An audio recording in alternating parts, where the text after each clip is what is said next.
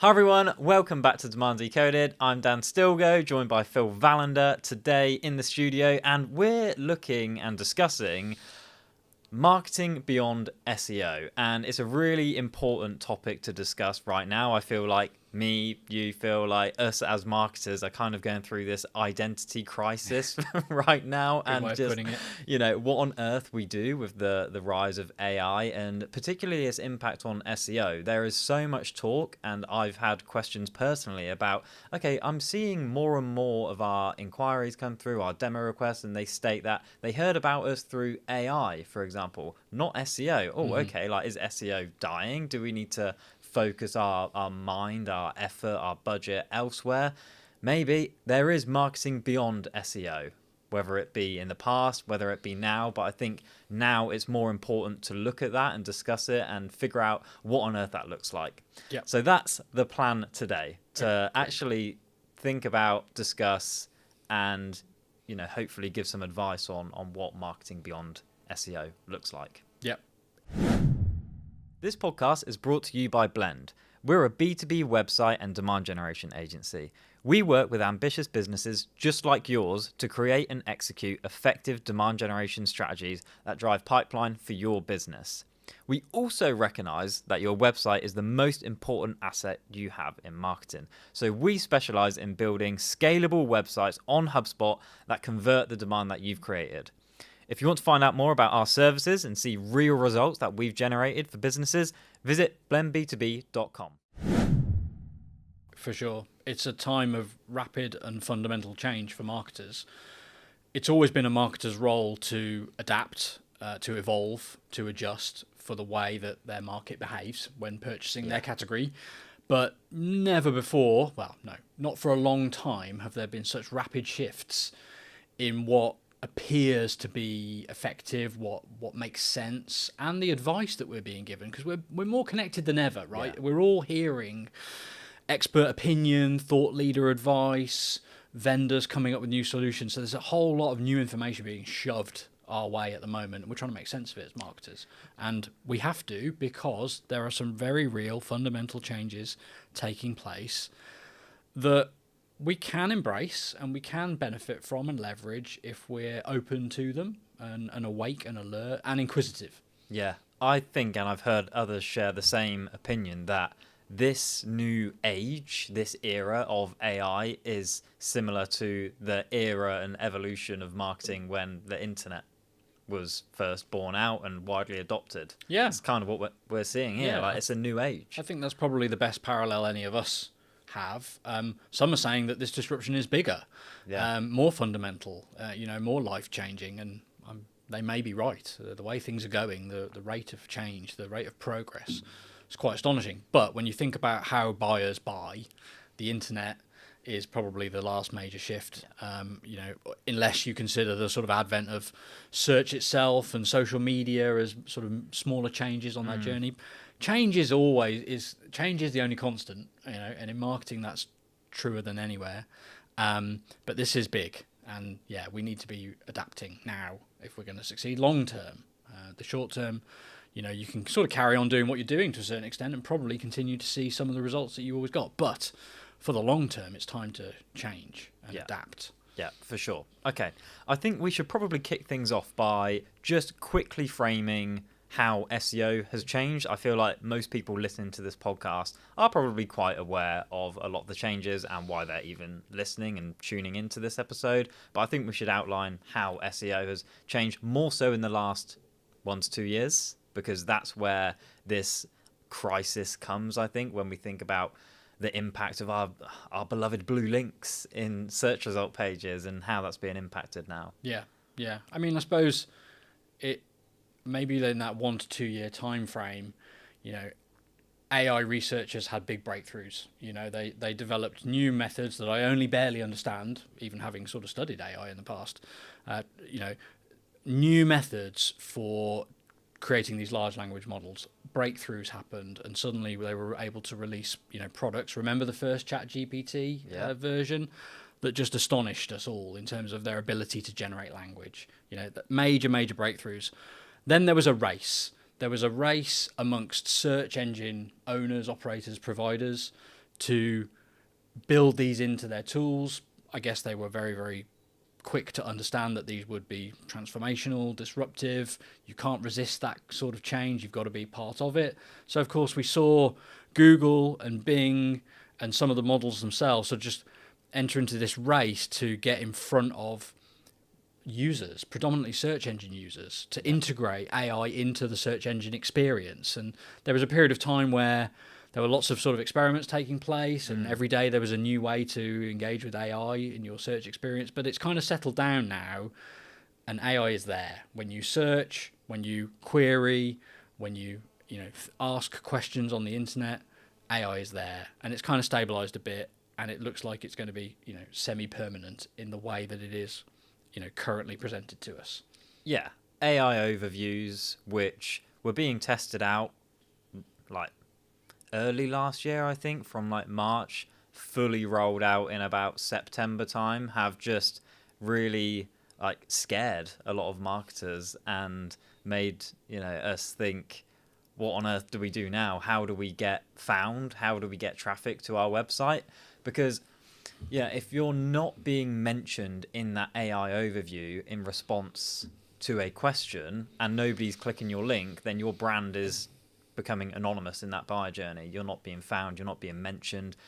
I kind of think that the brand mention in AI overviews, which I've seen quite a lot, is almost the new click. Like if you're being mentioned in an AI overview, it's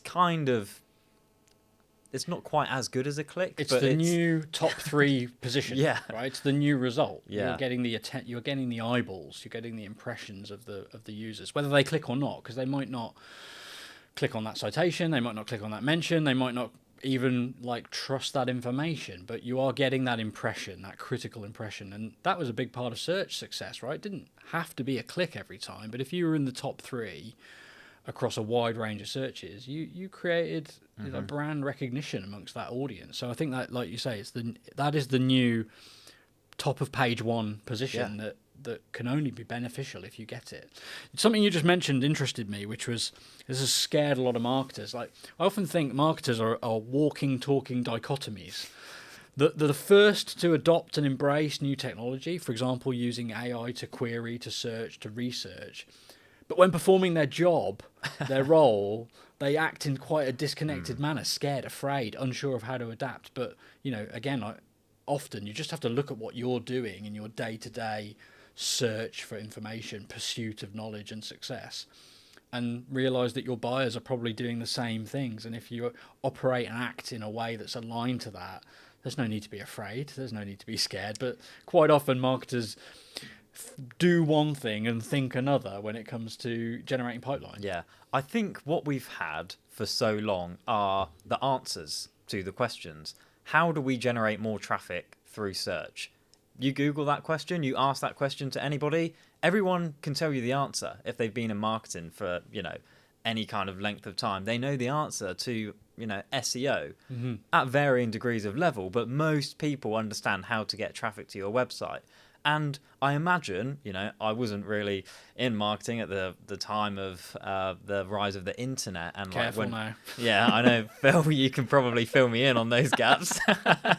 But people were probably asking the same questions. Oh, sure. Yeah. And what the hell do we do with this only stuff? A few people managed to figure it out along the way. Right now, we're in that same period where it's like, oh my God, how do I get my brand mentioned in AI? How do I do this with AI? How do I go about this new era of marketing? And right now, we don't have all the answers. No. We have vague answers. We have theories, but there is no proven playbook right now. Yeah, exactly.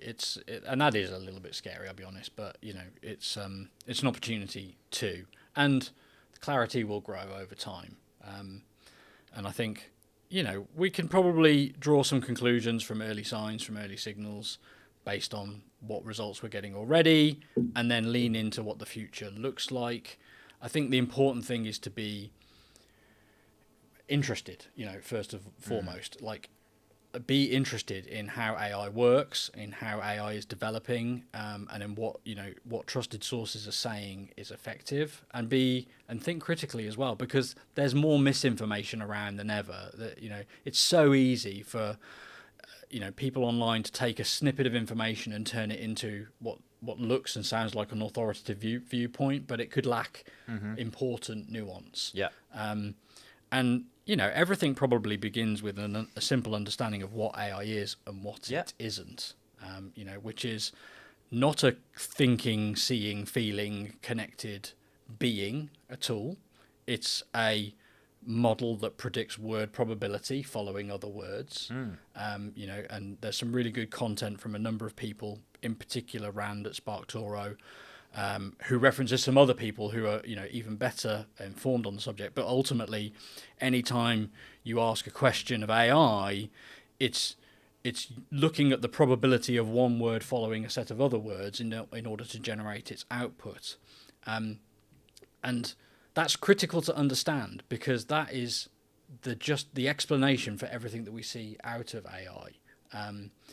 And it does to some degree inform us about how we can optimize our chances of success, our likelihood of being mentioned. But it's going to be really interesting, because I think the most important things to understand are that there are lots of different models out there developing at different paces, being trained on different schedules, if at all. And so anything that we say that might be true of OpenAI and ChatGPT may not apply equally to Claude or... Because of the way the models are trained. Well, and not trained. So it costs millions of dollars. DeepThink, in the Chinese model that came out, I think they said it cost them $20 million to train, but that's still $20 million. ChatGPT cost hundreds of millions of dollars. It costs millions of dollars to train the core language generating model. Thus, most of these models are not going to be trained again anytime soon. And most of the information you get out is based on the state of the training data at that point in time. So, for example, ask a ChatGPT a question about a relatively niche topic and ask it 10 times over, you're probably going to get a similar set of outputs, differing based on probabilities of words, rooted in the state of that topic in 2021. ChatGPT the model has not been trained since. Now, it's quite easy to fall into the trap of thinking that ChatGPT has access to new information because it can search the internet. But in truth, it doesn't always search in order to provide you with up-to-date information. As a result, you're often getting information out that is based on the training data as it was in 2021. And until we're told that ChatGPT has been retrained, it hasn't been. Now, we're seeing a sort of a few opinions or thoughts develop around how to be cited. And I think there's sort of a short-term and a long-term opportunity here, which is Sear Interactive came out with a piece of content that you shared with me, which I thought was interesting, which sort of reflected the fact that language model operators are trying to cater for their users' wishes and needs with up-to-date information. And they're doing that a number of ways, but it's geared towards certain trusted data sources, partnering with them to be able to get their up-to-date information and probably feed it into the prompt, not retrain the model on it. That would be too costly. You can't constantly retrain a large language model on up-to-date information from Forbes or B2B Insider or Eater or whatever your category is. But you can tap into that information and that data when a relevant query is asked of the model. So being known, being authoritative, being cited by the sort of PR establishments in your industry is a really good way to improve the frequency and the likelihood with which your brand is cited since the training data was created. Because if you weren't being mentioned then, but you can be referenced in those articles or in other sources of up-to-date information that ChatGPT, Claude and others are getting access to, then you can increase your odds, you can improve your outlook.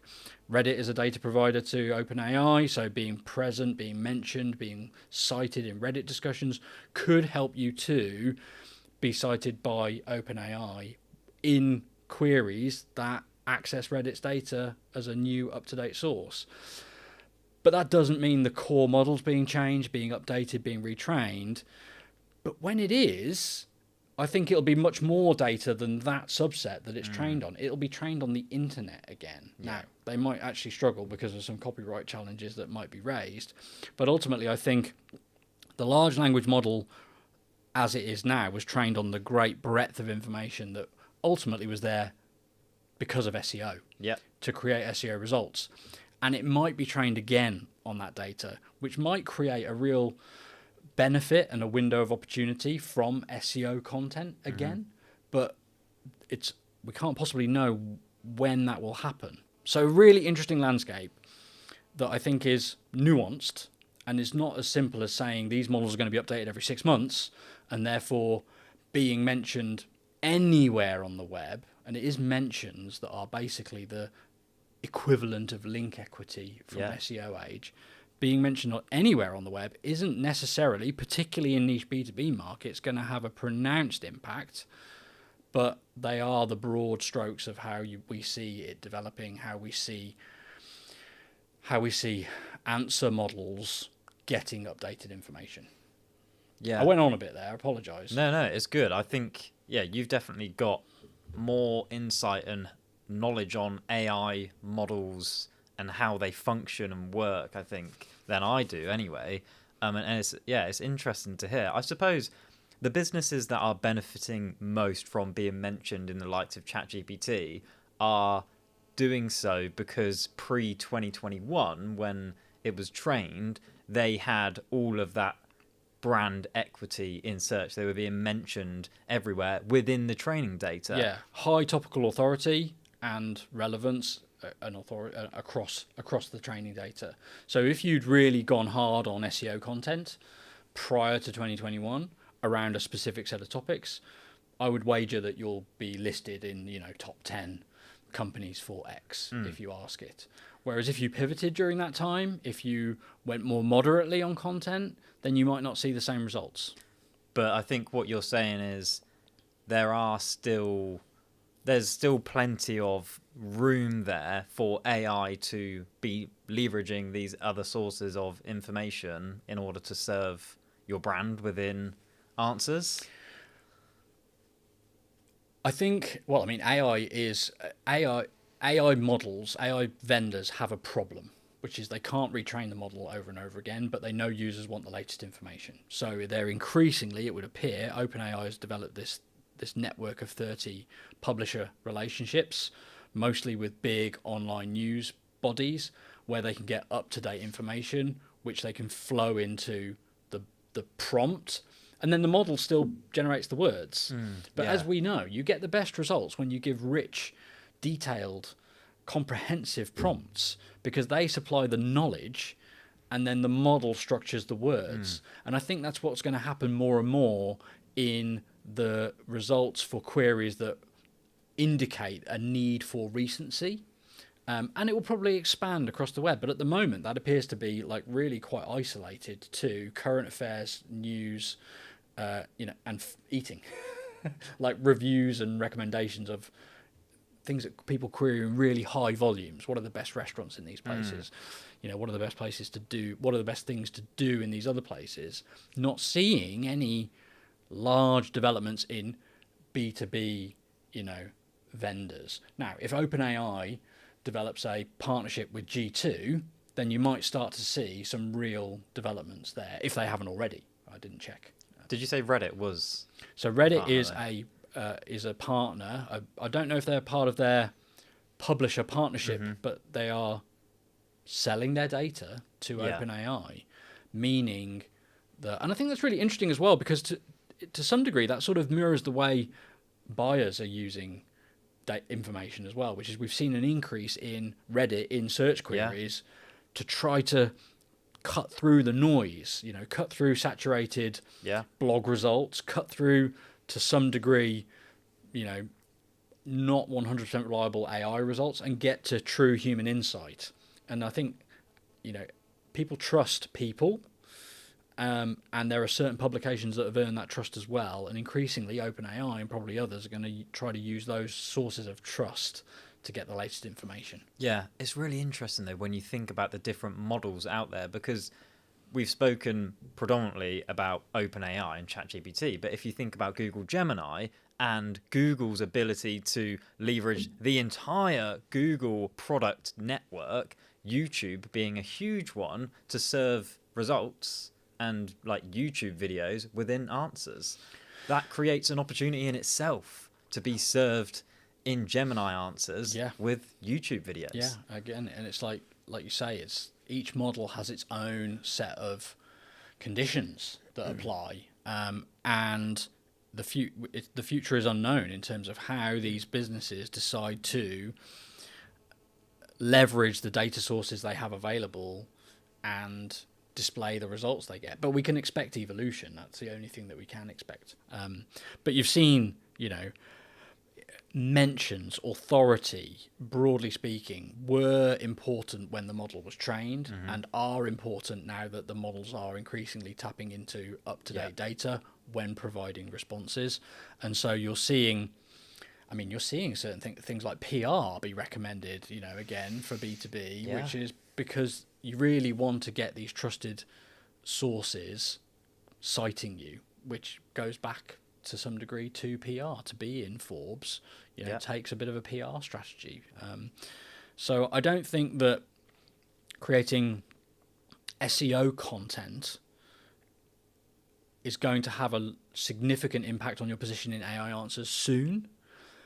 But if and when those models are retrained, they could have a significant impact. That's a challenge, though, because it's a question of, well, how long are we prepared to wait, and how much are we prepared to invest in an unknown result later? So it creates some really interesting questions for marketers. Yeah, well, I think we should stay on this topic for a little bit before we dive into other things, because that is the question, right? Because we've just said that, well, OpenAI at least has its core training data from 2021 and previous to that. So if all of that training data since is going to be based on search, like, we don't actually know when they're going to refresh that training data. So should we even be bothering to create content that is going to be used again for new training data? Should we not bother? I suppose the like brutally honest question is SEO even worth investing in anymore? That is really the question that I think everyone's asking. Yeah, it is a very good question and a hard question to answer, and the answer may be different for different businesses. But I think in a large selection of cases, SEO content for SEO is still worth investing in, because SEO is two things. It's technical website performance and it's topical authority. And we know that one of the best ways to be found commercially for commercial keywords is to create a volume of links with relevance to your commercial pages. And one of the best ways to do that you have the most control over is informational SEO content, So ultimately, even though AI answers are taking eyeballs away from our informational content, I, for one, would want to still create informational content efficiently, economically, because it improves my position for commercial keywords through internal linking, through backlinks on occasion, through a whole range of signals and effects. That body of informational content can improve where I appear for commercial searches, which, as we've discussed previously, are still resulting in real visits from Google to websites. They're the thing that AI answers haven't taken over yet. So as long as you can sort of balance the reward and the cost, I would say yes, in many cases, creating that content is still valuable. And if AI models are retrained at any point in the future, then it could become very valuable again when all those answers of who are the 10 best companies for this suddenly get updated with the latest, greatest information that's available. Yeah, and you're in there, right? I think we've got a good amount of time ahead of us before AI starts taking over commercial queries. A big reason for that is just the way that B2B purchases happen, and the level of context, nuance, research, evaluation that you have to do in order to make a really, really important purchase decision. Yeah. That requires a lot of thought, a lot of evaluation that you're not going to be able to get from a simple AI overview. It requires you to click into websites, evaluate vendors, look at features, look at benefits, look at specifications. All of this requires you to understand your specific situation and apply that knowledge to what you're seeing, in terms of, features, specifications. I do think there will be a time, and it is possible now to a certain degree, where you feed all of that information, your current situation, what specs you require, to AI and get it to spit out the best result for you. But my question, and my thinking on this is really, are you going to trust AI right now to make that decision for you?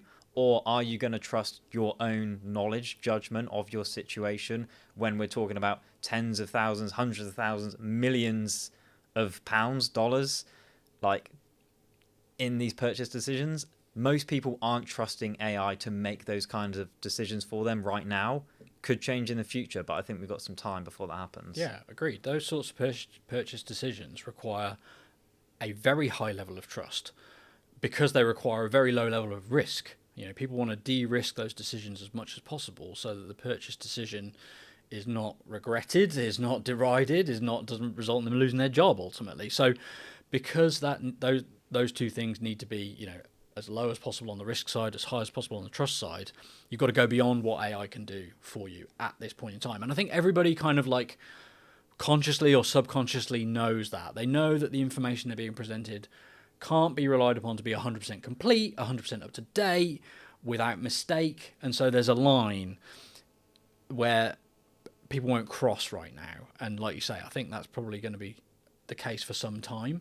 Who knows what the future holds? But right now, those visits to your website around those commercial keywords are really, really valuable and important because they're the point at which the buyer is taking control back again from the process, and starting to make the decisions for themselves. And so being found is really, really valuable. Yeah, for sure. Okay, I think we should probably talk a little bit now about marketing beyond SEO, because we've kind of spoken about the decentralization of search and what's happening around the landscape with AI. But I think it's worth saying that SEO has always just been part of a B2B marketing strategy. It's just a piece of the puzzle. Always has been.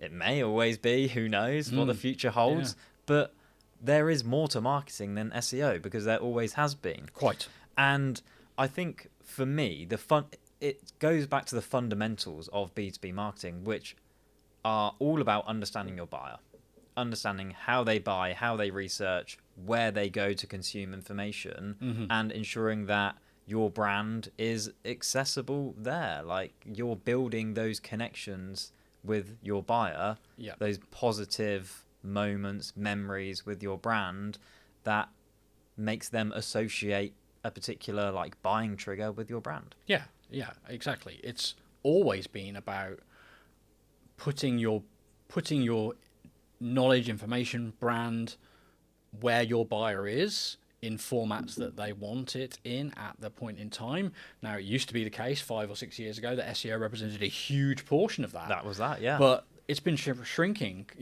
over some time. And now attention has gone elsewhere. Trust is developed elsewhere. Appetites have shifted in terms of what people will and won't do in order to get information in return. And so we've seen this evolution happen over multiple years, over more years than the AI shift. But it's not new, and it's as important as ever. So understanding whether your buyers are, I don't want to say active, hanging out on LinkedIn, being inspired, being prompted to think in new ways by content they see on LinkedIn, whether they're members of communities that you can or can't get access to is important to know and understand, whether they're attending events where you can actually be face to face with them. Whatever it is that they're doing to inform themselves is an important element in how you reach, influence, and guide them into your orbit, hopefully, you know, for the later stages of the buying process to potentially, you know, go in your favor. So yeah, it's about saying that SEO is a point in time, it's a point in the journey, but the journey starts earlier than that. What can you do? What can you create? What can you put out there to be seen, be found, be trusted, be liked during those early stages? Yeah. The businesses that have always kind of won before search have always been the ones that have benefited from doing that. If you think about what happens before a search and the kind of affinity that you build up with brands along that journey goes a long way before you get into a search, which is typically then a kind of competitive environment where you're evaluating multiple vendors. You might have a few, like 1 to 3 first choices, but they've been adapted. Like they've been brought to your mind through these other channels. Yeah, Even exactly. if you go to search, you will have preferences. Most likely, unless you're totally unaware of that category, you will most likely have brands that you recognize, that you trust, and that has all been built from them likely distributing content and knowledge, educating you in the places, like you said, where you hang out, where you consume content. There's probably another big channel in there, which is simple word of mouth. Like if you're trusted by one company and they recommend you to another, then that also forms that predisposition to include you on the shortlist or at the top of the shortlist. But the stats go that, you know, 89% of purchases, I think was the stat, go to the brand that all the people in the decision-making unit knew before they even started the purchase process. You know, so like you say, being in the mind of the buyer, having shaped their opinion of a challenge, of a pain, of a topic, of a solution, that is gold dust, because that is going to increase your odds, your likelihood of being, you know, on their shortlist when they go in market, when they have a need, and even winning that deal. Mm-hmm. It can outweigh everything else. You are in the favorite position if you are the one to shape that viewpoint on that topic. Marketing is almost all about memory and like how a brand perceives you in their memory, and those memories are built up of tens, hundreds of touch points with your brand, whether they know it or not. Yeah. You know, in a lot of cases, they don't even know they're interacting with your brand, but they've seen it, they've consumed something from you that they now subconsciously take into the buying process too.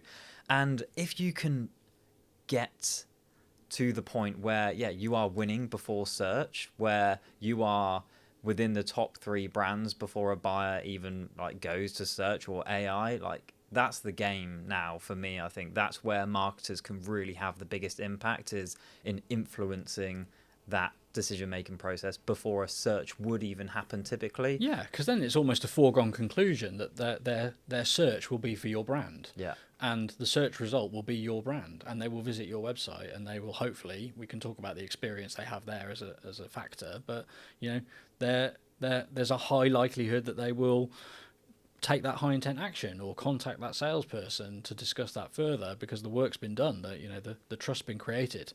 So it is about figuring out, you know, how to create the content that they want, where they want it, what that looks like, what format it's in, what the content of it is, the subject, and putting it out there in the places that they utilize, frequent.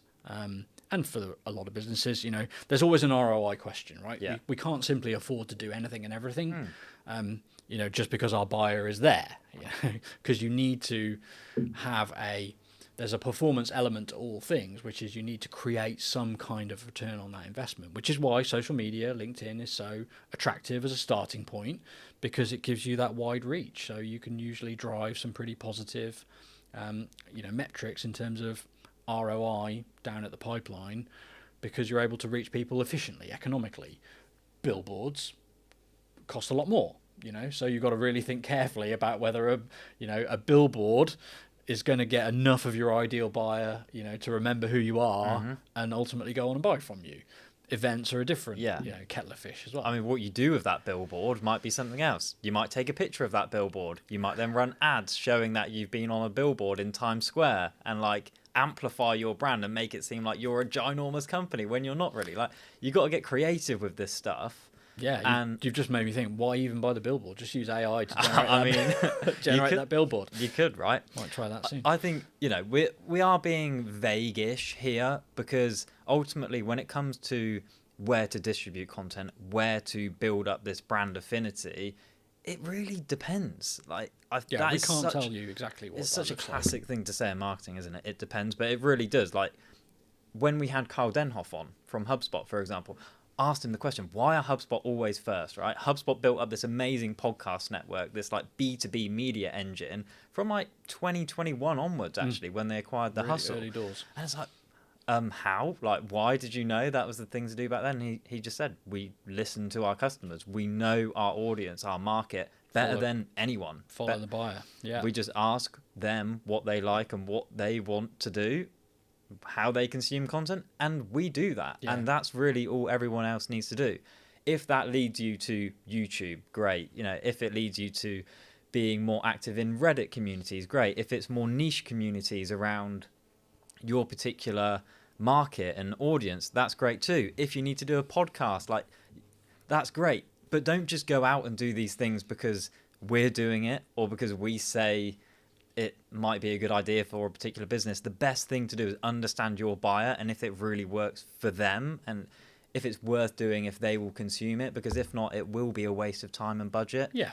Figure out what works for your audience. Absolutely. And there'll be some recurring themes, right? Absolutely. The likelihood is, once you analyze all of that information, once you look at the sort of relative cost, difficulty, opportunity of each channel, a significant number of businesses will probably come out with a similar conclusion, which is LinkedIn should be the first channel that we try to exploit. Then you might go to ones that have a higher difficulty or a more challenging, route to ROI. For example, YouTube could be the next logical place. So 7 out of 10 businesses might end up doing the same set of things. That's not because those things work for all businesses. It's because their audience insights give them, confidence to go after those. There'll be other cases where that makes no sense whatsoever. Yeah. And you should trust that. And you've got their big channels, right? Massive. Which most B2B employees do use and consume. Like, I could throw a few out there. Like LinkedIn, definitely would advise most people to lean into. I would still understand the buyer first. YouTube, I'm thinking a lot about over this year, next year, and beyond. I think that is a huge play for a lot of businesses. Yep. And we're starting to see some early signs of success there. Events, I think, not events in the kind of trade show style, but being involved around networks of people is a really powerful play. Communities / events, in IRL sort of things. Exactly. Even if it's online, like real time, Yeah. being face to face with people. I think Reddit is an interesting channel, although perhaps one with a higher complexity and a higher difficulty, because the nature of the conversation there is so. Well, you've dabbled, haven't you? Yeah, I mean it's an interesting place, but definitely something worth considering. There's a lot of activity on there, and like you say, there's a whole array, but you'll most likely find that the majority of businesses can start with a similar set and master those, because they've got the audience and they've gone to the effort to create the tools for us to do it. There's no denying that LinkedIn makes it pretty easy to target your audience, put your message out there, organically, paid. YouTube too, again, I think the complexity is probably a little bit higher, but it's not devoid of tools to help you do that job. And then you can just move, like once you've exploited that channel, you can decide whether it's time to move on to the next one. Yeah. I suppose what all of this does require, though, is just a different mindset and understanding of content strategy. Yep. For so long, we've had the SEO content strategy, which is fairly easy to repeat and sustain with different topics. But when you get into other channels, particularly like when thinking of YouTube, the YouTube algorithm, whilst it isn't completely overcomplicated, it's different. You need to understand the nuances of how do I actually get my video to be discovered in YouTube, because it's not as simple as let's add some keywords in the title and description. It's all around the actual video, retention rates, click-through rate from your thumbnail, like watch time, all of these factors that then need to be worked into a content strategy in order to get the best video possible, to be served and found. And different set of metrics and KPIs that make the most of the platform. You probably, and again, you probably need a slightly different outlook when it comes to measurement at an overall level too. But most businesses have done the SEO motion hundreds and hundreds of times. So we're just like very familiar with it. It's very well documented. I think YouTube can become as easy as SEO for businesses that do it repeatedly. Yeah. But you've got to do those reps. You've got to become familiar. You've got to fail, actually. You have, to some extent, to learn what matters, to learn what moves the needle. I just encourage people to look out for what moves the needle in their direction, not just YouTube's direction. Ultimately, we need to see pipeline off the back of these. We need to see these channels appear in our self-reported attribution, in our conversations, in our data, aligned to pipeline. But you want to be using those metrics to optimize your chance of getting that outcome. Yeah. I think metrics is an interesting point of view as we start to see traffic probably decline for a lot of businesses. Not all. Definitely not all of them, but a lot of businesses will be losing informational traffic from search. And it's kind of like, okay, so what do we actually look at as indicators of success? Because we might be seeing pipeline and revenue go up, but traffic dropping. And that might be a shift in strategy. It's a shift in kind of buyer behavior.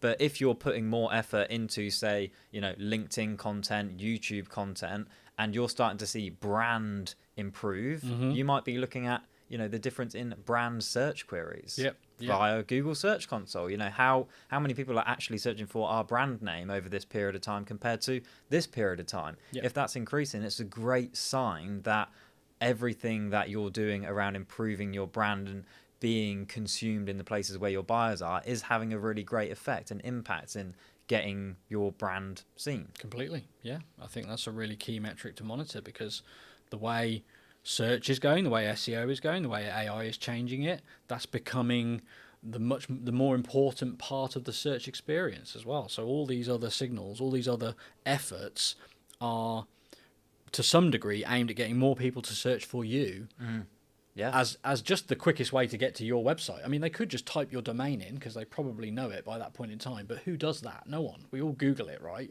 So getting them to use Google, getting them to use Bing to go to your website specifically is the aim now. And let's not forget, you need to have a great website that clearly communicates what you offer and converts, but that's a separate conversation. But those measurements, self-reported attribution, branded search, these are things that can tell you quite directly, quite quickly, that your efforts further up the funnel, beyond SEO, are having the desired impact. Yeah, for sure. Okay, cool. Anything else to cover before we wrap things up? I feel like we kind of covered the lay of the land in terms of search and SEO right now, how you can influence AI, or maybe you can't influence right now as much as you like AI answers and overviews, what you should be looking at to kind of win before search anyway. Yeah, I think the only thing that perhaps is worth mentioning but hasn't come up is that businesses need to do all of this at an affordable cost base. And so the opportunity right now is to look at new ways of approaching content creation that meets your various requirements. You can't afford to spend as much on informational SEO content as you used to, given the way the landscape is changing. You still need it, but it doesn't carry the same value to you anymore. So how can you change the way that you go about producing it? And anything that you can do that is repurposable and helps to produce more than one type of content that you need is very attractive at the moment. Because of course, the content that helps you get found in search is not the same content that helps you get discovered on LinkedIn or in YouTube. You've got to create it all. To do it efficiently, to do it economically, takes a new approach. We can probably talk about that in a separate episode. Yeah, I mean, we kind of already, I think we did an AI episode, didn't we? Yeah. We've done that, yeah. I think there's more as well to explore. I just love the way that the long-form video content that can be created in this setting is such a powerful tool to drive those content creation processes. Whether it's long-form written, short-form video, or anything in between, it can all be a spin-off from this kind of activity. It is kind of the new playbook that we're seeing being adopted. I think I even asked Kyle Denhoff that at HubSpot, who I definitely trust as a person in B2B media, like wholeheartedly. And he kind of said, yeah, that is the new playbook that we're seeing, because by doing that initial long form piece of video content, you're able to repurpose it in every single way that you need for every single channel, including search. Like, let's not forget, we are still saying you should be producing content for search. Exactly. But you just need to, like you said, the value of it has to change. Like, you have to be able to do it quicker, like more cost effective than you used to, in order to be able to do all the other things as well. So yeah, there's some, you know, fundamental changes, I think, to like content playbooks right now. Yeah, and content production, like processes and strategy. Yeah, really interesting. Cool. All right. Well, let's wrap things up there then. I really enjoyed that episode. That was, there's a lot to unpack there. But hopefully you enjoyed it too. If you did, would be great to have a follow and a like on YouTube, or a rating on the podcast. Would help us massively. But yeah, hopefully you enjoyed that episode, and we'll catch you next time. Bye, everyone. Thanks all.